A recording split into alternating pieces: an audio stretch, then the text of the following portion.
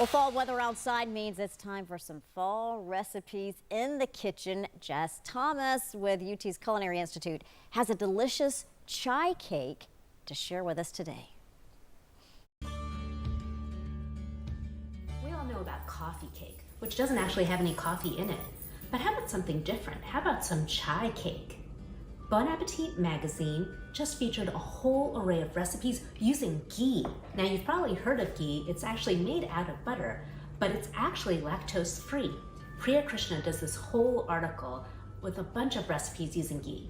And Hetal Vasavada has actually contributed a recipe for chai cake, which has all the flavors of chai.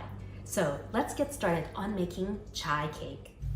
Now I made my own ghee, so these are the milk solids that were left over. We're actually going to use that in this recipe. So first, the streusel topping. We've got our flour, brown sugar, cardamom, cinnamon, a little bit of ginger, a little bit of nutmeg. You can use cloves if you like, or star anise. I'm not putting it in mine. And then some salt, and we stir that around. Then we put those milk solids. They clump together, so just make sure you separate them. And then we put in our ghee. This is what gives it that rich taste. So just use your hands, get in there, and make those giant crumbles. It's got the texture of wet sand. Now, let's do the rest of our recipe. We've got our flour with our baking soda, baking powder, salt, and we're whisking that all together. For the wet ingredients, we've got 2 whole eggs and 1 egg yolk.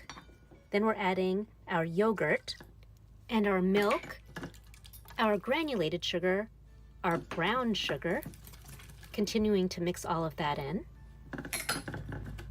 The brown sugar really adds the moistness and richness.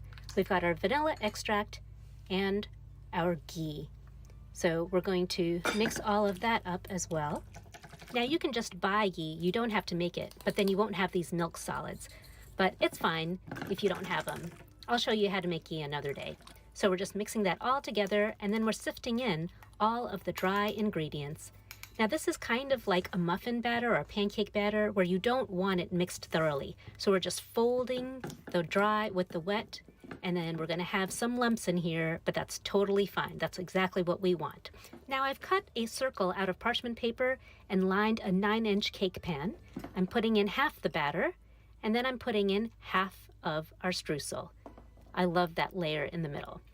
And then we're going to just smooth that all out, put the rest of our batter on top of that. Be careful because it might come off, so just be really careful with that. And the last of our streusel.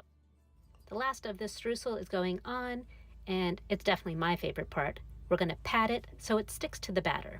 Our oven has been preheated to 325 degrees, and now we're going to let it bake for about 40 minutes before we check it. We stick a toothpick in. There's no cake batter left, so we are ready. Take a knife and gently go around the edges. After it's completely cooled, then we flip it onto one plate and then flip it onto the next. The original recipe actually has you making a parchment sleeve, so you can just pull the whole thing out. We're ready for our chai cake. It is super moist and you'll love it. I hope you get to try this recipe for chai cake, because this fall you'll want a cup of chai and some cake to go with it. You can find me on Instagram at Just Soul Food. Thanks for watching. Whew, looks delicious. By the way, Jess teaches community cooking classes with the UT Culinary Institute.